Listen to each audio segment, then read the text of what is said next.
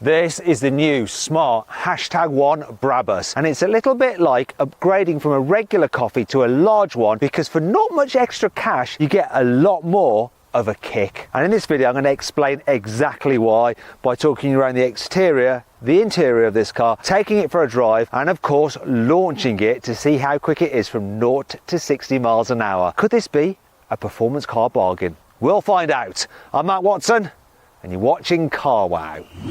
Buy, sell, Car Wow. This smart #1 Brabus starts from just over £43,000, which is around £4,000 more than the range-topping normal smart #1. That car has a single electric motor driving the rear axle, and it puts out 272 horsepower. However, this Brabus edition has an extra motor on the front axle. It's not under there because this is a little trunk. Anyhow, as a result, this thing puts out a combined 428 horsepower. So shall we find out what that means? I'm going to launch it.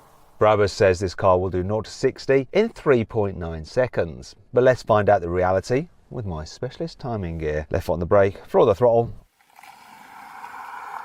And off we go. Wow, it's quick.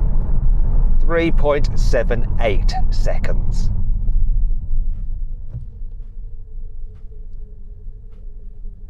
That's impressive. In fact, here's a montage of me launching some internal combustion engine performance cars with their 0 to 60 times, which aren't quite as impressive as this electric car's. 4.34, 3.85, 3.85, 0 to 60, 3.87. 4.5 seconds. In order to cope with the extra performance, Brabus has completely reworked the #1 chassis. So what they've done is fitted coilover suspension, lowered the car. It's got uprated active anti-roll bars, completely different hubs and subframes at the front and at the rear. It's fitted with a limited slip differential on both axles. I mean, it's completely crazy. They've even widened the track, and of course it gets uprated brakes and performance tyres. All of that is complete b****. All that they've actually done is slightly tweaked the front suspension to cope with the added weight of the motor. So what does that mean to how this car drives? Does it feel sporty enough? Let's find out.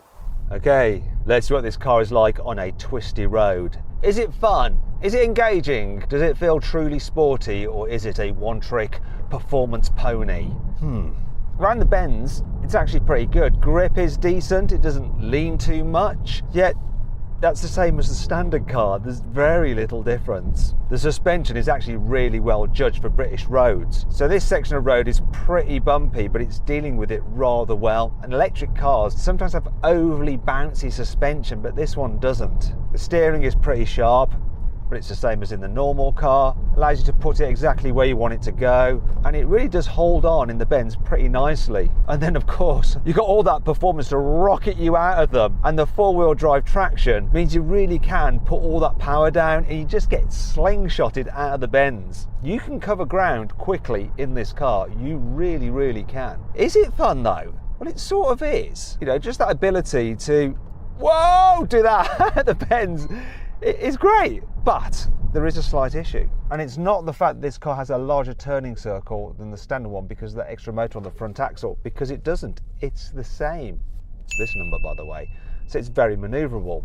But ultimately, while this car is pretty impressive and it's very quick, it doesn't really have that involvement and adjustability that you get from an internal combustion engine performance car. I mean, yeah, the brakes are good. You don't really notice the regen, and sometimes with electric cars, the brake feel for a performance car isn't great, but they've got that right. But there isn't that ability to get the car rotating so well like you can with an internal combustion engine car through the bends, so you don't really want to fling it about too much. Also, there's not the control that you get on the throttle. Even though you've got all that power, it just doesn't feel that adjustable. And then there's the fact that you're not changing gears, you're not having to manage the torque curve of the engine, you're not going bam bam bam with a manual and a clutch and blipping the throttle on downshifts, or even just pulling a paddle bam bam bam and getting the car just like singing and revving it out. You do lose that with an electric car, even a performance electric car. They just miss that element of fun that you get from a car with an internal combustion engine.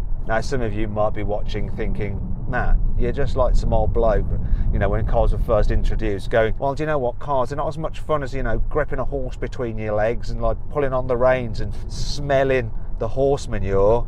But I guess I'm an old-fashioned petrol head at heart.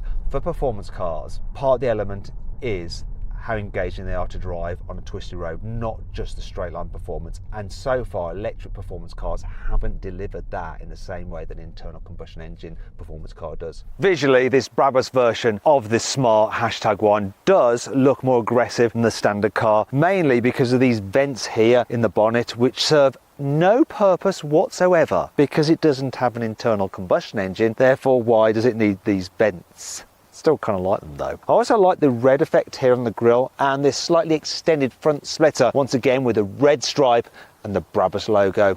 Moving down the side, you've got a unique design of alloy wheel, though the size is no bigger than the maximum size you can get on the standard #1 at 19 inches, though you do have brake calipers painted red. The brakes themselves are no different. Now down the side, you've got these extended side skirts with red piping and the Brabus logo. Moving around the back, the only changes are slightly different trim here with, once again, a red stripe and the Brabus logo, and a slightly extended roof spoiler. I like the visual upgrades. I do think it looks better than the MG4 X-Power, though that car is less expensive and has slightly more power. Here on the inside, the major changes include plenty of red accents. So you've got red stitching here, red stitching on the steering wheel, which is a Brabus Sport steering wheel, flat bottom and Alcantara on the outer side.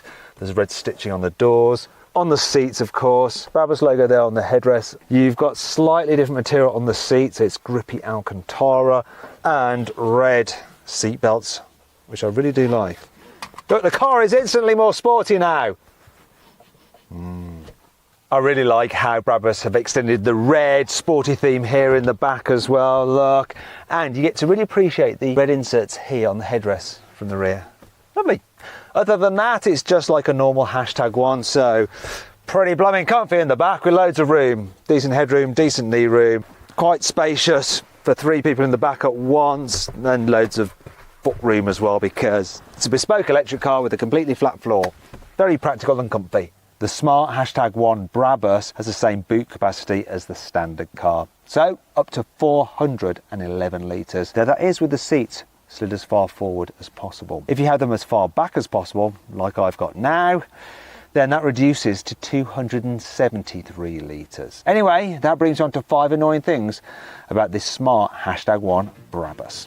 You don't have an easy access driving mode select button on the steering wheel like you do in many performance cars. Instead, you have to touch this touch sensitive button here below the infotainment screen. And that's quite hard to do when you're driving, so you end up resting your hand on this panel here, which then opens up that cubby hole. So then you have to put it back before you can enjoy your drive. The Brabus #1 weighs in at 1900 kilograms, which is 100 kilos more than the standard car, which means that the extra motor at the front and the drive shafts are 100 kilos in total. It's quite a lot extra really, isn't it? I love Alcantara on a car's steering wheel, but the fact of the matter is that you really then can't eat crisps or anything like that when you're driving because your greasy hands will soon ruin the finish on there. On the image of the car that you get on the 360-degree parking view, it's just of a normal smart #1. They haven't tweaked the graphics to show you that your car is in fact the Brabus. The material on these Brabus seats make an embarrassing squeaking sound when you move the seat back. Have a listen.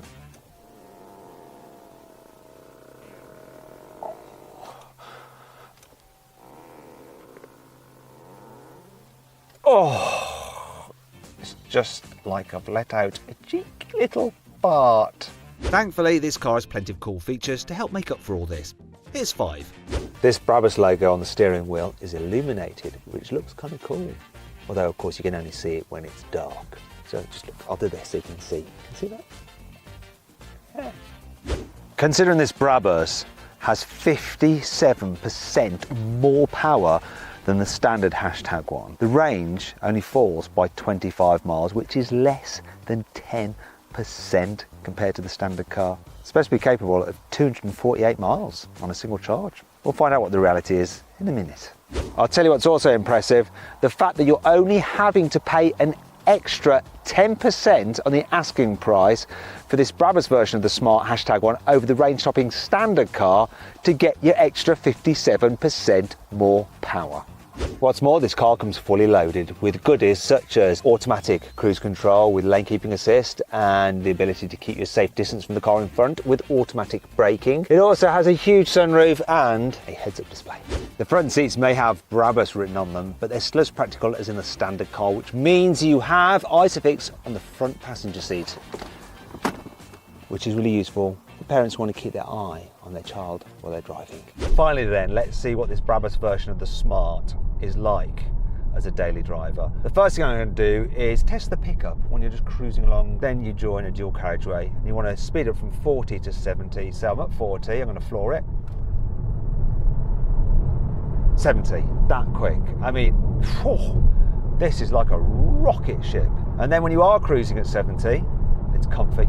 It's quiet, little bit of wind noise from around here, bit of tyre noise as well, but overall a very nice, comfy, relaxing car, just like the standard car actually. There is no detriment for it being the performance version, although that does bring me onto the economy, or should that be efficiency? So this thing is averaging 34.6 kilowatts per 100 miles, and when I do the conversion, that works out to 2.9 miles per kilowatt hour, and when I multiply that up by the car's 62 kilowatt hour battery pack, means this thing is doing about 180 miles on a full charge, whereas it's supposed to do getting on for 250 miles. That's about 75% of what the maker claims, which isn't particularly good.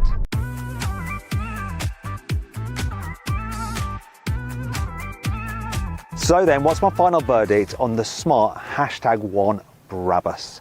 Should you avoid it? Should you consider it? Should you shortlist it? Or should you just go right ahead and buy it? Well, do you know what? I reckon you should go right ahead and buy this car. You see, I think you should go right ahead and buy the standard Smart hashtag one, and that starts at £36,000. But if you want the one with all the kit, it's £39,000. And you only have to pay an extra £4,000 for this Brabus version, which has all the kit as well, but an extra 150 odd horsepower. I think it's a no-brainer. If I was buying a hashtag one, this is the one I'd get. I hope you'll enjoy the video. If you did, give it a like. Let me know what you think of my verdict in the comments below. Click on those windows there for some more videos, and on that box there to go to CarWow to see how much money you can save on your next car. Thanks for watching.